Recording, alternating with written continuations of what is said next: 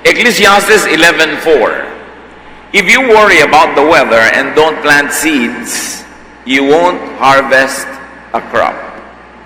Pag lagi ang tao ay natakot na baka umulan, baka malugi, baka masira ang pananim, hindi na magtatanim pa kahit kailan, kaya wala namang aanihin. Sa pagsapit ng bagong mga pagkakataon sa buhay natin, ang ating pag-aaral ngayon, pinamagatang 3 Laws of Planting.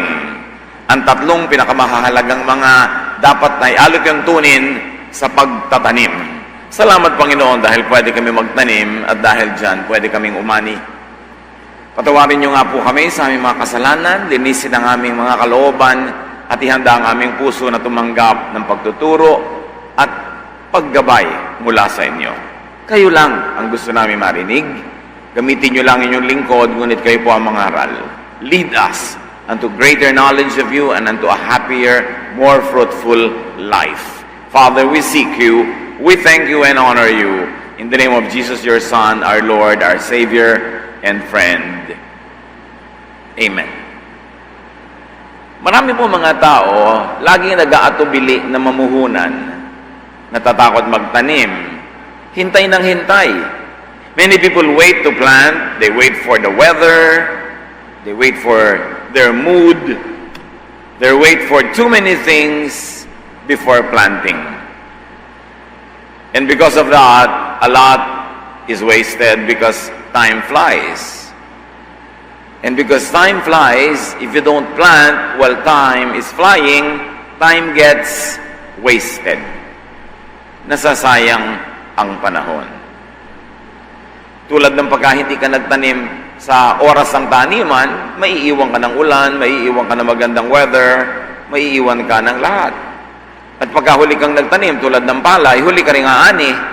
Nakapag-ani na yung iba, ikaw na lang natira, hindi pa umaani. Lahat ng daga sa buong kabukiran, sa bukid mo pupunta dahil doon na lang sila may makukuhang palay, kaya wala kang maaani. Dapat nasa panahon. Sayang, ang bawat minuto, araw, oras, linggo, buwan, taon, na walang tumutubo na pwede mong pitasin pagdating ng panahon. Sayang ang paglipas ng oras na walang nadadagdag sa iyong kabuhayan, wala kang inaasahan na aanihin. Proverbs 10:5, at harvest season, it's smart to work hard, but stupid to sleep. Pagka daw anihan, matalino ang taong nagtatrabaho ng husto dahil anihan yon. Kahit wala kang bukid, makikiani ka, meron kang mapapala. Pero napakalaking kahangalan daw ang itulog ang oras ng dapat sana ay pagtatrabaho. Yan man ay oras ng pag-ani o pagtatanim, pareho lang. Dapat ang tao laging may ginagawa para umani. And remember that when we use the word planting here, we mean agriculture, but also investing time, talent, treasure, effort, at kung ano-ano pa, investing something good for harvest in the future, or investing in something good. Lahat ng tao ay mayroong oras, may lakas, may kakayanan, at may kabuhayan, marami man o konti. Dapat lagi natin yung ginagamit na pamumuhunan. Halimbawa, kung meron ka mais, imbes kainin mo, lahat, magtira ka ng papatandain mo, papagulangin, para may maitanim ka. Pag kinain mo lahat yung mais mo ngayon, wala ka itatanim. Next season, wala kang aanihin. Kailangan ng tao laging merong ipinupundar. Kasi maraming pangangailangan na darating sa buhay. At hindi ka nakakatiyak na sa oras na yung pangangailangan, ay merong ka nung kailangan mo. O merong tao na maaawa at tutulong sa iyo. Kaya kailangan ng tao laging nagsisikap. What are the 3 laws of planting that we like to focus on today? 1, plant and then wait for harvest. Magtanim na muna bago maghintay, at ang hintayin ay yung anihan. Hindi yung naghihintay ka muna bago magtanim. Do not wait to plant. Do not wait for too many things. Do not wait too long before planting. Kasi lumalakad, tumatakbo ang panahon. Ang panahon hindi naghihintay kahit kanino. Kahit sa hari o kahit sa pulubi, babae o lalaki, mayaman o mahirap, mangmang o matalino, walang hinihintay ang panahon. Hindi ito tumitigil sa pag-andar. At paghintay ka ng hintay kung kailan ka mamumuhunan, kailan ka magnenegosyo, kailan ka magtatrabaho, kailan ka magtatanim, maiiwan ka ng panahon. Kumisan, merong mali ang timing, hindi pa pala dapat magtanim, nagtanim na, nalugi tuloy, pero overall, mas malaking kalugihan at mas malaking kamalian ang maiwanan ng panahon. At lalong-lalo naman yung dahil sa pagsisiguro ay hindi na nagtanim kahit kailan. Ecclesiastes 11:4, if you worry about the weather and don't plant seeds, you won't harvest a crop. At ano yung worry? About risks. Mag-aaral ba ako? Baka naman hindi ako makatapos. Mag-enroll ba ako? Baka bumitin ako sa gitna, hindi ko matapos ang semestre. Mamahalin ko ba ang taong ito? Paano kung hindi niya ako mahalin? Malugi ako.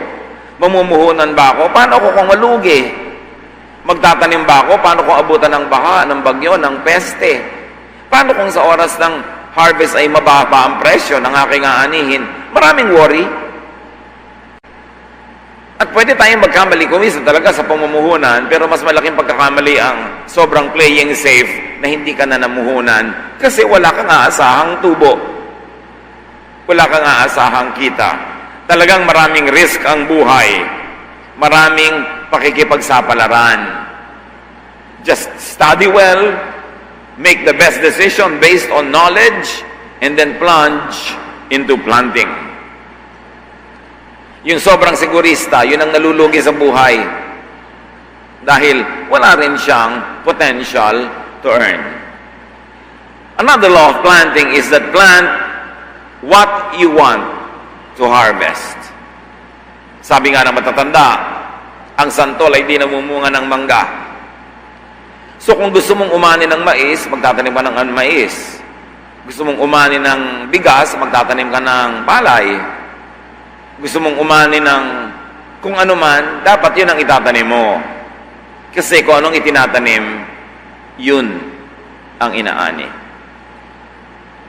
Gusto mo magkapera, namumuhunan ka ba, nagtatrabaho ka ba? Kung ang itinatanim mo ay tulog, katamaran, bisyo, huwag kang umasa na may aanihin ka. Kaya karamihan ng mga tamad, mga may bisyo, ang inaani ay yung ani ng iba. Ang mga tamad na kapatid, ang aging ipinanggagastos, kita ng kapatid nila. Ang mga ginagastos ng mga kapatid na kirami-raming anak na hindi nagsisikap sa buhay, dinidilhin siya sa mga kapatid nilang nagsisikap sa buhay.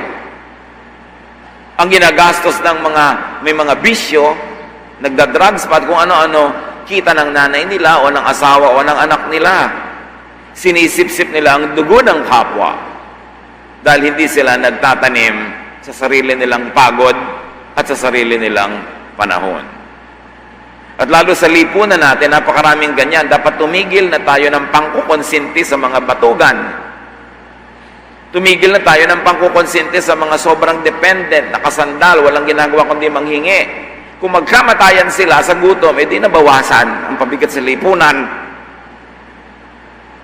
Sobra kasi tayong mahabagin, sobra tayong mapagbigay. Ang nagiging nangyayari, nagiging mga konsentidor na tayo. Binibigyan natin ng gantimpala ang mga tamad at pinarurusahan natin yung masisipag. Ipinapasan natin sa kanila ang lahat ng gastusin, ang lahat ng pahirap, at inililigtas natin yung mga tamad o tengang kawali o yung mga nagpapalusot.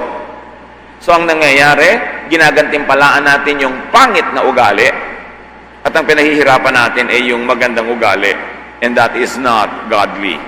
Even Paul says that he who does not work should not eat.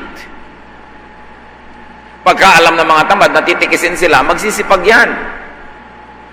Pagkaalam nila na hindi mo sila patuloy na kukonsintihin, anak sila ng anak tapos sa'yo hihingi ng pang-enroll, silang mag-asawa ang nagpapakasarap sa kanilang pulot gata tapos sa'yo hihingi ng panggatas, tama ba yun o mali?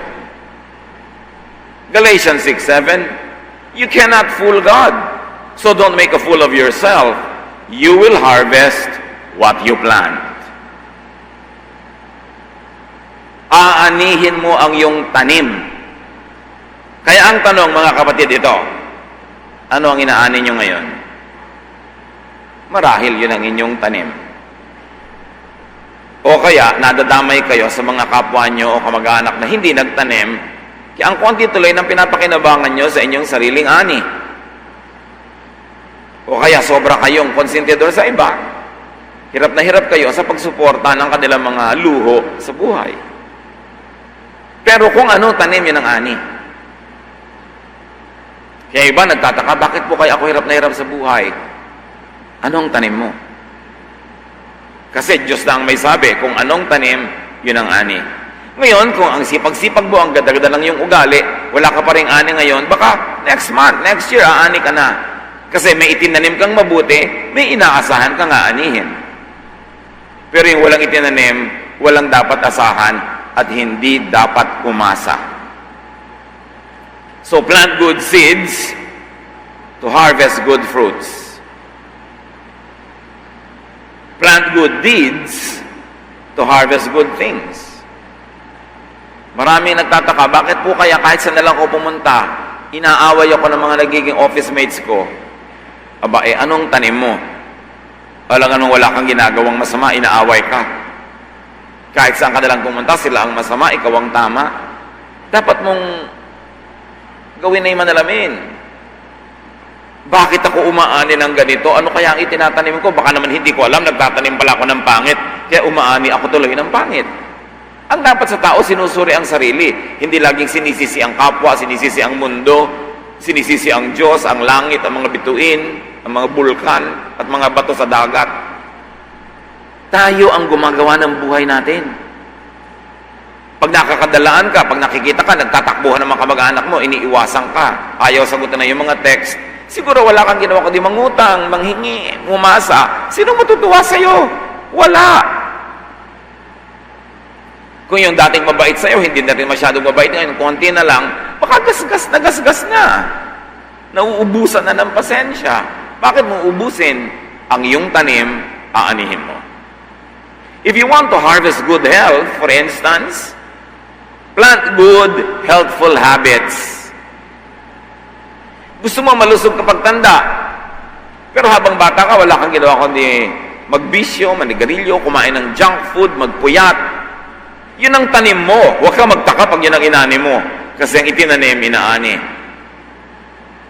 Gusto mong lumawig ang iyong kalusugan, hindi necessarily buhay, kasi kuminsan ang ingat-ingat mo sa kalusugan, tapos nabagsakan ka ng nalaglag na kometa, walang kinalaman sa healthful habits mo yon, talagang nangyari lang.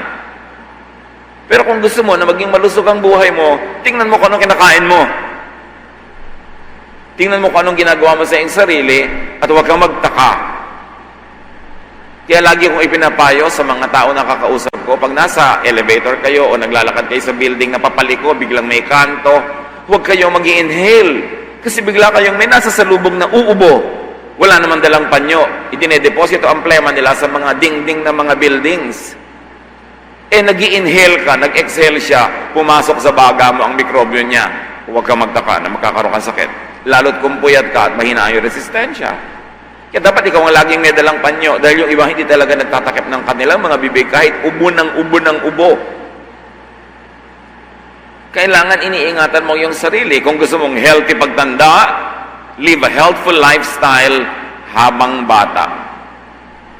Ano kinakain ng mga bata? Sa simula pa lang, puro mga formula, puro mga junk food. Anong magiging kalusugan nila pagtanda? If you want to harvest income, work. Do not harvest the income of other people. Hindi yun tama. And work well. And it's not enough to work hard, you should work smart. At kung bata ka pa naman, do not retire too soon. Kahit i-retire ka ng opisina, mag-imbento ka pa ng ibang hanap buhay, ng ibang gagawin, kasi hahaba pa ng hahaba ang iyong buhay, anong kakainin mo? At syempre, tatanda ka, magkakaroon ka ng mga sakit. Ano yung pambibili mo ng gamot? Kaya pinaghahandaan yon. Napakaraming mga tumanda ng tumanda, walang paghahanda. Kasi, nung araw, laging inaasahan ng mga tao, sila ay aasikasuhin ang kanilang mga anak, mga pamangkin, mga apo. Pero hindi na laging totoo yun ngayon. Lalo ang dami-daming tao, bigla-bigla nag-abroad, nawawala sila. Kailangan, kung naiwang ka man, merong natira sa'yo. Dapat hindi mo iniaasa kahit kanino ang magiging kailangan mo habang nabubuhay ka. Napakahalaga naman na kung ikaw ay anak, apo, pamangkin na inaruga, pinag-aral, tinustusan, abay lumingon-lingon ka naman dahil naubos na sa'yo ang dapat sana'y inipon nung mga magulang mo, wala tuloy silang ipon. Therefore, ikaw dapat ang savings nila, ikaw ang investment nila, at sa'yo sila dapat tumubo. Kung naging mabuti silang magulang, mabuting lolo, lola, naging mabuting tagapag-aruga, dapat suklian mo, hindi mo kalimutan, kasi katulad naman nung araw, hindi naman uso sa mga magulang natin, mga lolo, ang nag-iipon para sa sarili, inuubos sa anak, inuubos sa mga pamangkin, inuubos sa kani-kanino, tapos kakalimutan mo na lang. That is so wrong. Kasi ikaw yung tanim, dapat meron sa yung ani. Hindi kailangan na kakalimutan mo sila. So, napakahalaga to work hard. And if you're going to work smart, if you could, have investments. Let investments work for you. Let your business work for you. At kung may mga royalties, meron ka mga pinroduce na kumikita habang natutulog ka, that is a smart way to live. Na hindi isang kahig, isang tuka, isang trabaho, isang sweldo, isang paghihirap, isang kain. So bukas, pag may sakit ka o sarado ang trabaho, wala kang kakainin. Napaka-importanting meron ka pang ibang income na kumikita habang ikaw physically ay hindi nagtatrabaho. Hindi kailangang sobrang maging matalino. Dapat lang nating buksan ang ating mata at makita kung paano nabubuhay ang ating kapwa, ang ating mga ninuno, ang ating mga magulang, at makikita natin na laging maraming kapos na kapos. So, merong mali sa style ng pamumuhay, tapos uulitin mo lang, worse pa, edi mauulit na naman yung kakapusan na yon. Cyclical na, namamana na lang ang kahirapan, hindi nalalampasan. Napaka-importante na creative tayo in creating wealth. Kung kaya pa nga magkaroon ng passive income through investments, through placements, and if you could, through royalties. If you want to harvest knowledge, plant knowledge, study. Meron, buti ka pa, ang tali-talino mo. Nag-aaral kasi ako, ikaw, panayan, text. Tapos nagtataka ka pa, mas matalino ako sa iyo. Nag-aaral ka ba? Alam mo bang ispellin ang Czechoslovakia? Ay, nosebleed. Alam mo yung nosebleed, expression ng mga tamad mag-aral. Tanggalin nyo sa vocabulary nyo yan. Excuse yan ng mga tamad. Kailangan kung nosebleed, pag-aralan mo para next time hindi na uli nosebleed. Last year, nosebleed sa'yo, ispellin yung word na no. This year, nosebleed pa rin, at hanggang kamatayan mo na nosebleed pag wala kang ginawa. Dapat mayroon kang gawin. Dapat ang tao masipag mag-aral, hindi lang sa eskwelahan.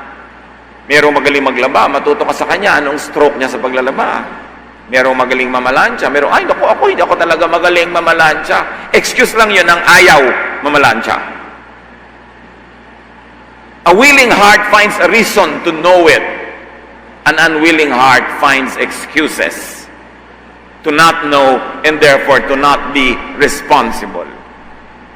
Mahalaga, pinapalawak mo ang iyong utak dahil ang daming dapat malaman, ang daming dapat mabatid, hindi tamad dapat sa pag-aaral. If you want to harvest goodwill, plant goodwill. Magpautang ng pera, magpautang ng oras, ng lakas, magpautang ng loob. Goodwill yon. Ang kabaligtaran nun, yung mangutang, manghingi, sumandal, negative investment yon. Kasi ang bilis maubos ng goodwill at mamaya, tatakbuhan ka na ng mga tao. Gusto mo na may makipaglibing sa'yo, pag namatay ka, dapat makipaglibing ka sa mga namamatay. Gusto mong may mag-abuloy sa'yo pag namatay ka, mag-abuloy ka dapat sa mga namamatayan. Gusto mong may dadalo sa kasal ng anak mo, dumadalo ka dapat sa kasal ng anak ng may anak. Gusto mong may magregalo sa'yo, dapat marunong ka magregalo, hindi yung ang tamad-tamad mo, sarili mo lang naginhawa ang iniisip mo pagka may mga okasyon, may mga kasalan, may mga pagsasaya o paglulungkot ng mga tao, gusto mong laging mapuwera sa hirap, mag-isa ka pag ikaw ang naghirap. Kasi kung anong tanim, yun ang ani. Hindi mahirap isipin yun. Kailangan lang nag-iisip ka ng konti. Ang mga taong tamad, walang aasahan. At hindi lang tamad yung sa pagtatrabaho o hanap buhay. Yung tamad kang maabala, tamad ka na masira ang mga plano mo dahil i-accommodate mo yung kailangan ng kapwa mo, maghanda ka mag-isa sa panahon ng kagipitan. Yun ang tanim mo Ayaw mong paabala, therefore wala ding aabalahin ang sarili para sa iyo. If you want to harvest righteousness, be righteous. Kailangan may katuwiran, tuwid ang pag-iisip, at huwag magbingi-bingihan sa tama. Marami nagbibingi-bingihan, nagmamanhid-manhidan.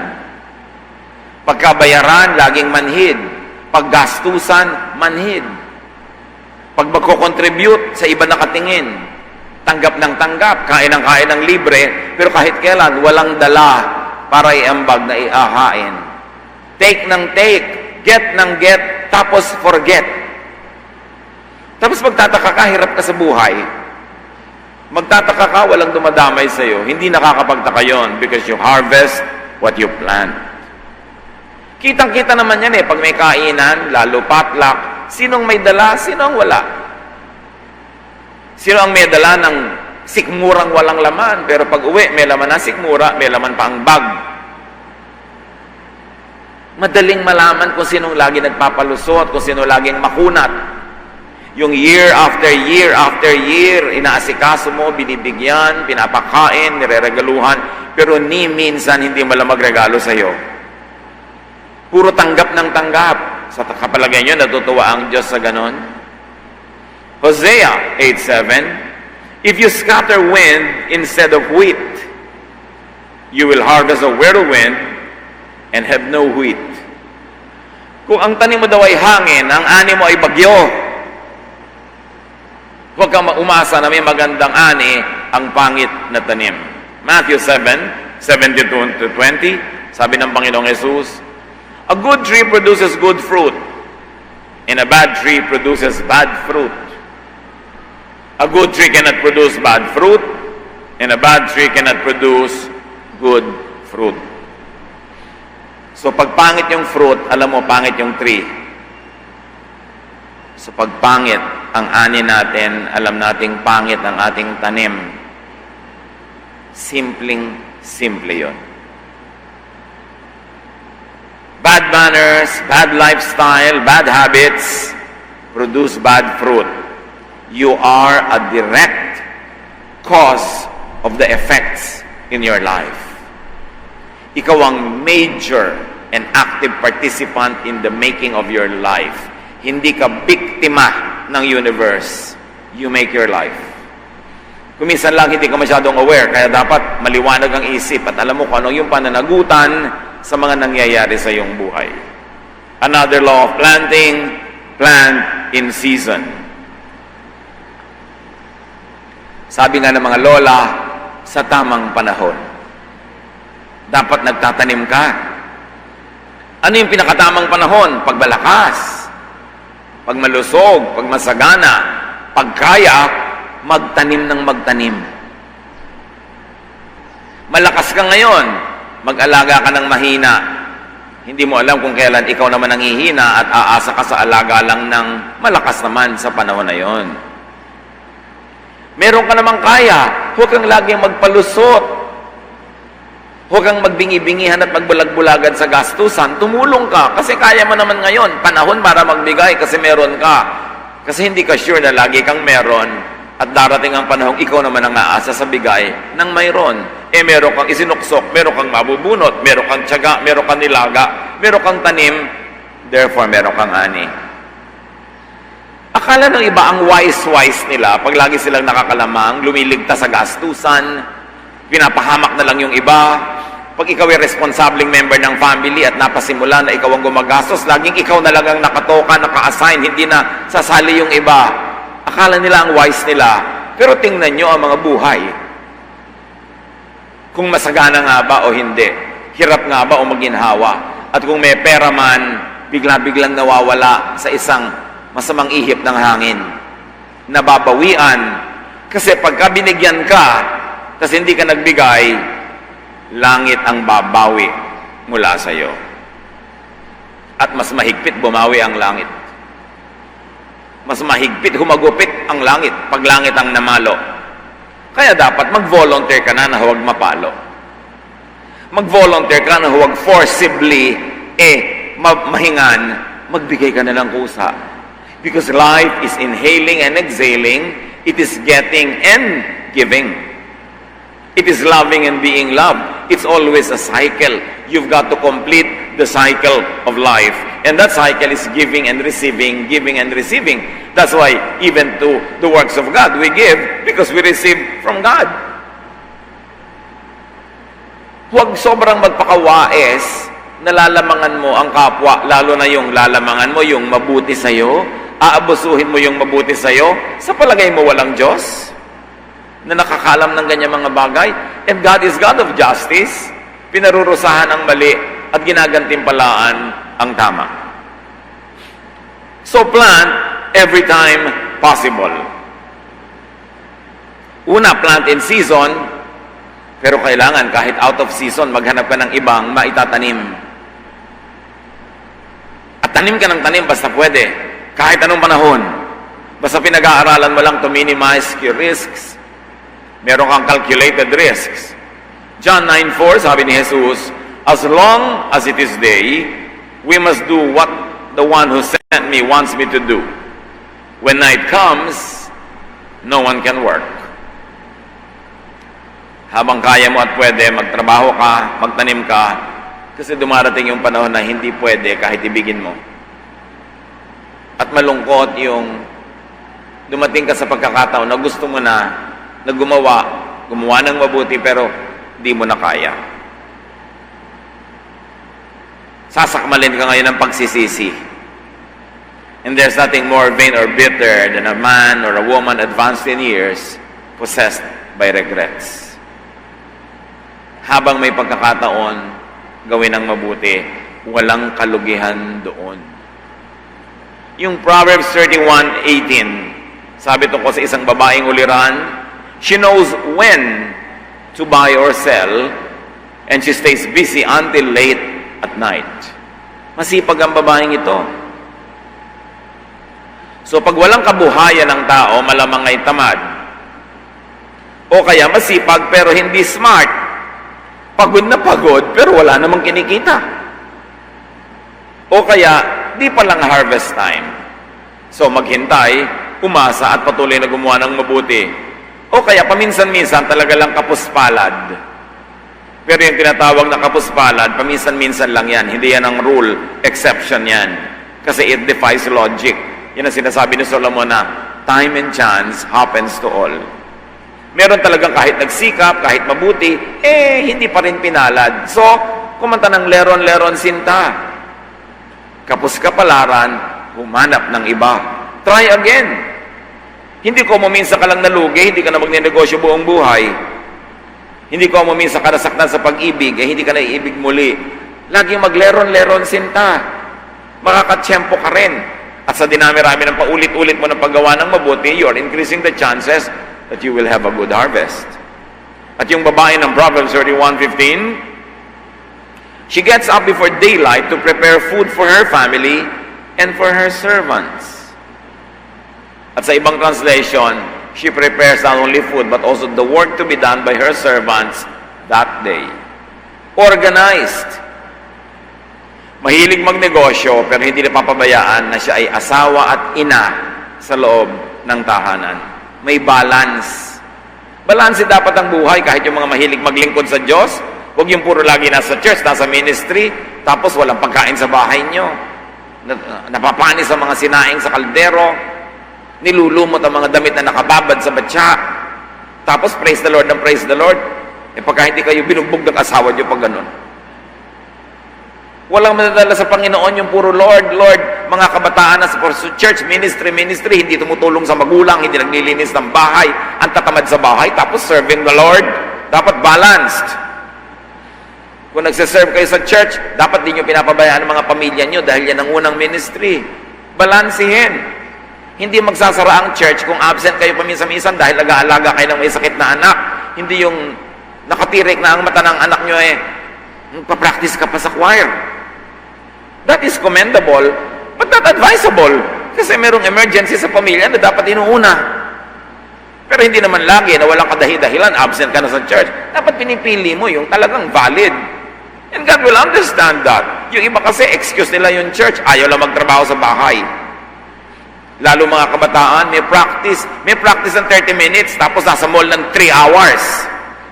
Akala ng magulang, naku, ang anak ko, practice sa Panginoon. Ang galing-galing naman. Yung pala lustay ng lustay sa mall. Dapat may balance ang tao sa lahat ng ginagawa. If you want to plant in spite of risks. Laging merong pagbabaka sakali. Laging merong posibilidad na malugi.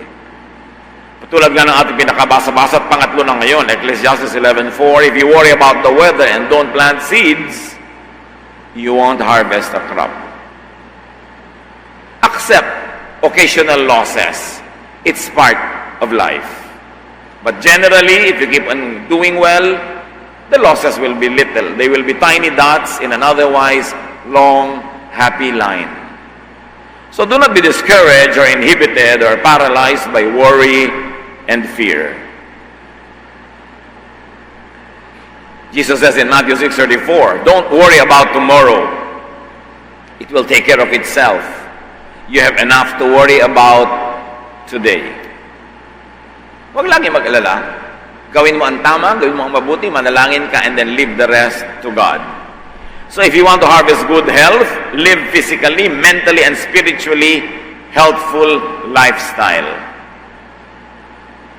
1 Timothy 5:23, sabi nga ni Paul kay Timothy, stop drinking only water. Take a little wine to cure your stomach ailments. Dapat may ginagawa ka. Do something. Meron pang nagtatanong sa akin sa Facebook, normal po ba sa mga anak na mahigit 1 week na nagle-labor? Ha? Nasa ospital ba kayo? Hindi po, nasa bahay. Abay, dalhin mo sa ospital ang asawa mo, 1 week nang nagle-labor. Mahirap na gawin yan. Dapat kumuha na kayo ng medical attention. You've got to do something, kahit ka prayerful, kahit ka spiritual, nakatira ka sa katawang lupa, dapat may gagawin kang earthly and practical. At sabi sa Ecclesiastes 11:10, rid yourself of all worry and pain, because the wonderful moments of youth quickly disappear. So do not be a worrier. Proverbs 17:22, if you are cheerful, you feel good. If you are sad, you hurt all over. At ang ganda sa Tagalog, ang pagkamasayahin ay mabuti sa katawan, at ang malungkuti unti-unting namamatay. So gusto mo na lumigaya lumusog ang buhay mo, pasayahin mo ang sarili mo. Kasi ang iyong damdamin, ang iyong emosyon ay may diretsong kinalaman sa iyong kalusugan. Pag lagi kang malungkot, magkakasakit ka. Kadalasan nga, yung lungkot ang dahilan ng sakit. Kaya pasayahin ang sarili, umimbento ng saya kung kailangan, at iwasang maglungkot-lungkutan. Magsaya, magpakasaya, at magpasaya sa kapwa. Ministry yan. Dapat pag nakita ang mukha mo, natutuwa yung tao, hindi natatakot, ay mangungutang, ay manghihingi, ay mga abala, binibigyan mo kapwa mo ng sakit. Dapat pag nakita ka, tuwang-tuwa, dahil siguradong kung wala ka mang dalang material gift, masaya kang kasama, meron kang gagawin, masipag ka. Kung makikitira ka sa kamag-anak kahit ilang araw, at iyakin nyo ilang araw lang, hindi pagkatagal-tagal, Kahit ilang araw, hindi ka tamad. Yung ang sipag-sipag mo, na ang linis-linis ng bahay dahil nandun ka, naghuhugas ka ng plato, naglalaba ka, sigurado lagi kang welcome. Pero yung bisita ka, ang tamad-tamad mo, ang lakas-lakas mong kumain, tapos may bit-bit ka pa ng mga kaibigan mo, dadagdagan pa yung pakainin nung nagpapakain lang sa'yo, aba, walang matutuwa sa'yo nun. Hindi naman mahirap isipin yun, mga kapatid, di ba? Natutuwa tayo sa taong nagpapagaan sa buhay natin at tayo natin doon sa nagpapabigat. Magulang na lang ang pinakamahaba ang pasensya, pero kung minsan nauubusan na rin. Kung kapatid mo lang, hindi mo naman magulang, aba, iba ang level ng pasensya nun. At lalo kung hipag mo lang, at lalong-lalo naman kung di mo kaano-ano, aba, dapat useful ka. Kung gusto mong welcome ka, dapat useful ka.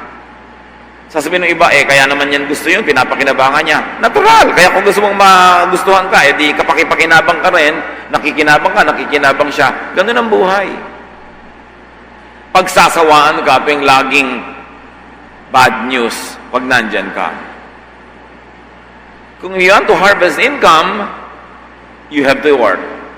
Kawikaan, 24, 33 hanggang 34. Kaunting tulog, bahagyang idlip, sandaling pahinga at paghahalukip-kip. Samantalang namamahinga ka, ang kahirap ay darating na parang armadong magnanakaw upang kunin ang lahat ng iyong kailangan. Ganun ang nangyayari sa tamad. Laging namamahinga, hindi naman pagod. Tulog ng tulog, hindi naman puyat. Kain ng kain, hindi naman nagtrabaho. No? At pag may mga trabaho, gastusan, nagsasawalang bahala, laging nakatunganga. Sabi ng Bible, huwag ka magtaka kung ikaw ay dalawin ng kahirapan, kasalatan, dahil yan ang kinakawian ng mga taong tamad. If you want to harvest knowledge, keep learning, as we have said. And very importantly, learn from the wise. Kawikaan, 27, 17. Bakal ang nagpapatalim sa kapwa, bakal. At isip ang nagpapatalas sa kapwa, isipan. Pagka ikaw ay may napangasawang hindi katalinuhan, and I'm trying to use a very polite language, pagka hindi ka nag-iingat, pagdating ng araw, hindi ka na rin katalinuhan. Magkakahawan kayo. Pag ang lagi mong kausap ay di matalino, may talino ka man nung una, mauubos din, pupurol din. Kaya, napakahalaga na namimili ka ng kausap. Namimili ka ng kasama kasi mahahawahan ka. Kaya may mga taong palabo ng palabo ang pag-iisip, papurol ng papurol, padilim ng padilim ang kaisipan dahil sa asawa, dahil sa kasama sa bahay, dahil sa kabarkada. Nakakahawa ang blank-blank. Kaya kung gusto mong tumalino, makipag-usap ka matatalino. Huwag kang matakot mag-nosebleed. Don't stay in your comfort zone na yun na lang alam mo forever at maginhawa ka na doon. Kaya nakakalungkot yung dating matalino, tapos after 10 years, nakita mo, ba't ano nangyari sa mentality nito? Kasi pala, ganun sila mag-asawa. Ganun sila mag-usap. Yun ang topic nila. Ganun ang buhay nila. Naging ganun siya. Ingatan kung sino ang kasalamuha. Iron sharpens iron. If you want to harvest goodwill, do good to people. Lucas 6:38. Magbigay kayo at kayo'y bibigyan. Remember, nauna ang pagbibigay bago tumanggap. Magbigay kayo at kayo'y bibigyan ng Diyos. Hustong takal, siksik, liglig at umaapaw pa ang ibibigay sa inyo. Sapagkat ang panukat na ginagamit ninyo sa iba ay siya rin gagamiting panukat sa inyo. So kung wais ka sa iba, wais din sa iyo ang Diyos. Kuripot ka sa iba, kuripot din sa iyo ang Diyos. Nang lalamang ka sa iba, hindi ka pagbibigyan ng Diyos. Kasi ang tanim, ani. Hindi puro panghihingi, hindi puro tiway, hindi puro pagmamaang-maangan, paggastusan na. Kasi yun din ang ibabalik sa'yo ng langit. Pag ikaw ang nangangailangan, magmamaang-maangan din ng Diyos. Dahil pag nangangailangan ng iba, nagmamaang-maangan ka. Kaya hindi nakakataka na yung mga ganitong tao, kahit na ang kukuripot, kahit ang tatalino sa tingin nila, wala pa rin naman nangyayari sa buhay. Galatia 6:9, kaya huwag tayong magsawa sa paggawa ng mabuti. Pagdating ng takdang panahon, tayo ay aani kung hindi tayo magsasawa. Patuloy na gumawa ng mabuti at patuloy magsalita ng magagandang mga pananalita. Hindi laging, wala akong pera, kahit meron. May mga kilala akong kay rami-raming pera nung araw, pero laging sabi, wala akong pera, buti ka pa, may pera ka. Ayun, nawala na sila ng pera. Naging totoo na. Kasi laging sinasabi. Sa takot mahingan, sa takot mautangan, laging wala akong pera, nawala tuloy. Pagka sinasabi mo, mangyayari. Kasi ang Diyos nga, sabi niya, let there be light. Nagkaroon ng light. No? Let there be this, let there be that. Nangyari. There is God in us because we are the temple of the Holy Spirit. We were created in God's image. There is power in our speech. Kaya yung sabing mahirap ang buhay. O tingnan mo, mahirap nga buhay niya. Yun ang lagi niya sinasabi. Mahirap ang buhay. Malungkot ang buhay. Kaya tayo dapat i-bless natin ang Pilipinas. Hindi lagi yung pangit ang sinasabi natin tungkol sa ating bansa. Yun lang tuloy yung lagi nangyayari. You bless with your words. You bless others, you bless your nation, you bless yourself. Hindi yung ganito lang ako kaya nagigigano lang talaga. Hindi marunong magpasalamat sa Diyos. Ang ganda-ganda ng bahay. Pag sabi mo, ang ganda ng bahay nyo, di naman, maliit nga. Hindi sabihin mo, oo nga, nagagandahan din kami, praise God. Hindi naman yabang yun kasi totoo. Ang sarap-sarap naman luto mo, kulang nga yan sa sangkap Gusto mong ibuhos sa kanya yung sabaw dahil ang sarap-sarap na nga, inarte pa siya na hindi masarap. Di ba, ako rin nasasarapan. Thank God, meron tayong gana. Why can't you just praise God and enjoy life? Bakit kailangang maliitin yung malaki, papangitin yung maganda? Yun tuloy ang nangyayari. Change your vocabulary for something godly, better, and happy. Totoo ba yun? Tama na yung reklamo. Ang dami-daming dapat ipagpasalamat. Kumusta ka? Malungkot. Kumain ba ka kaninang almusal? Oo. Pasalamat kami, kinain ka. Ba't di mo sabihin, kumain ako, ba't malungkot? Laging negative. May mga tao kasi laging gusto kinakaawaan sila. Laging kino-comfort. Kaya tuloy, nagiging kawawa talaga. Humanap kayo na mapupuri sa buhay, mapupuri sa kapwa, mapupuri sa sarili, at ibigay nyo sa Diyos ang papuri. Hindi masama yun, hindi yun yabang. Yun ay pagkilala na ang Diyos ay maganda, maayos, mabait, masagana, and it will happen. Because there's power in the spoken word. Kaya mga bata, pag sinabi mo, yung bata yan, makulit. Nadidig niya, lagi nagkukulit. Pero sabi niya, alam mo, bata yan, mabait.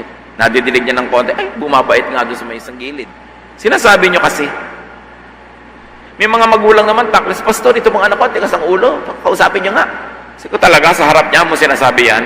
Kaya tumitigas ang ulo, hindi ka marunong mag-handle. Kailangan tama ang pag-handle. Napaka-importante mga kapatid. Ang tanim, ilang ani. Kailan ka huling may ginawang mabuti? Sa gumawa sa inyo ng mabuti. Ilista nyo lahat ng mga taong gumagawa sa inyo ng mabuti at sa tapat ng pangalan nila, ilista nyo kung may nagawa na ba kayong mabuti sa kanila. Kung wala kayong ginagawang mabuti sa gumagawa sa inyo ng mabuti, ititigil ng Diyos ang mabuting project na yon. Kasi hindi kayo nagre-respond. At baka bawiin pa yung mga natanggap nyo. Pag gumawa sa inyo ng mabuti, dapat suklian nyo ng kabutihan. Alam nyo kung bakit maraming taong nagiging masama ang ugali, nagiging maramot? Kasi sa dinami-rami ng kabutihang ginawa nila sa kapwa, walang isinukling mabuti, kung minsan masama pang isinukli, nadadala sila. At pag may taong mabuti na dinala ninyo, kayo ang nagpadagdag sa lungkot ng mundo. Kayo ang nagpadagdag sa hirap ng buhay dahil dati na mapagbigay, pero dahil sa inyo, naging wais na rin, it is your outstanding failure. Dapat na-inspire natin ang tao na yung bait niya ang lumabas, hindi yung sungit. Yung generosity, hindi yung karamutan ang lumabas. Pero nasa inyo yon kung anong palalabasin yung ugali sa tao.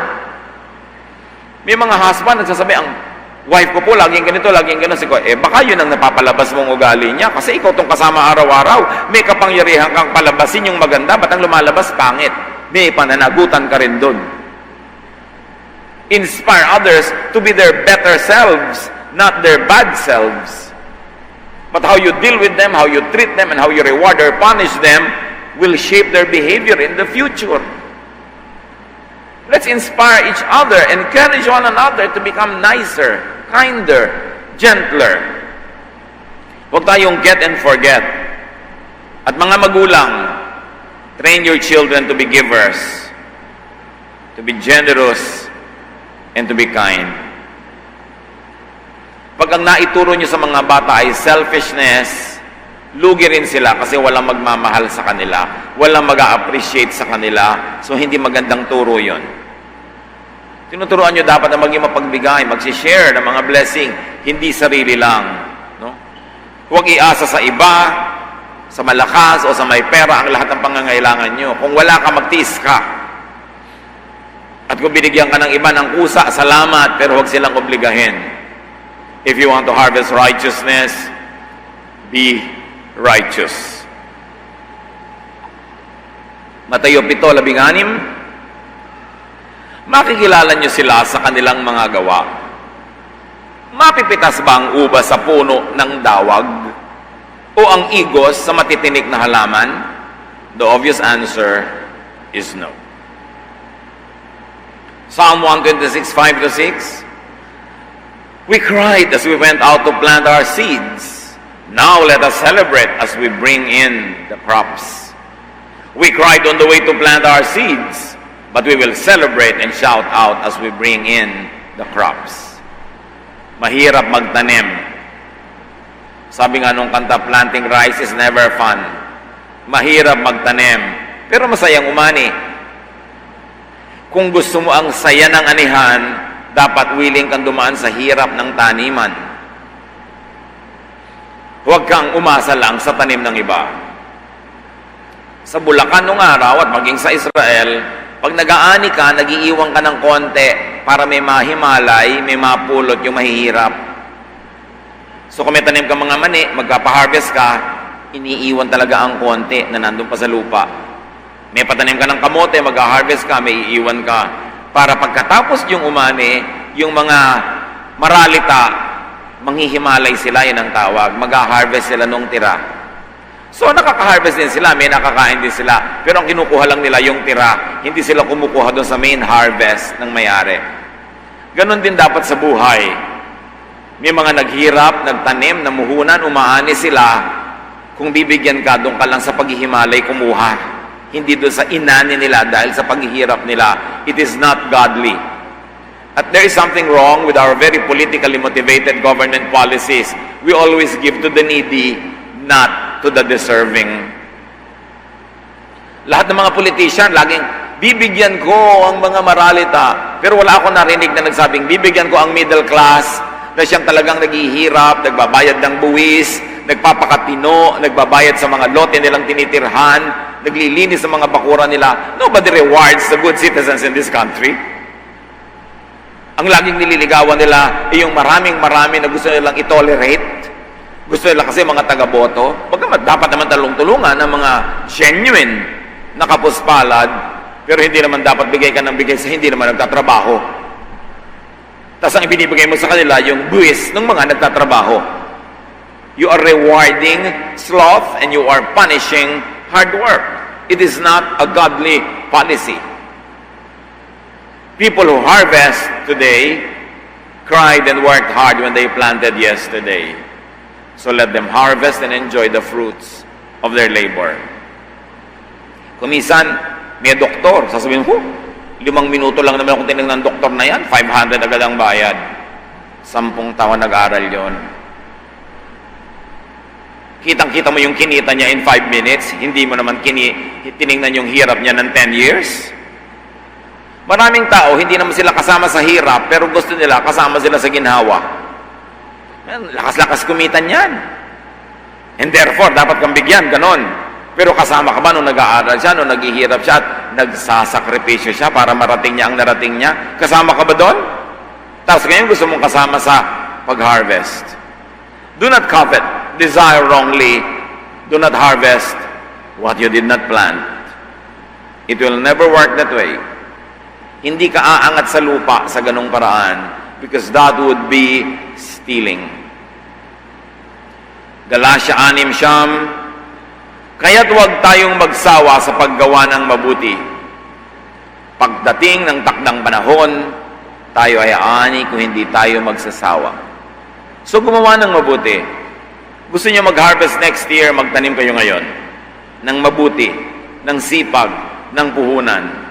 Kung wala kang ani ngayon, baka wala kang tanim nun. O nagtanim ka sa walang kwentang lupa, nangyayari rin yon. So mamili next time kung saan magtatanim. O kaya nagtanim ka sa magandang lupa pero ang tanim mo ay walang kwentang buto o walang kwentang halaman. So pumili ka ng itatanim, pumili ka ng pagtataniman, but always plan. Laging may cause ang effect. At laging may effect ang cause. Your life today is an effect of causes. If you want to change the effect,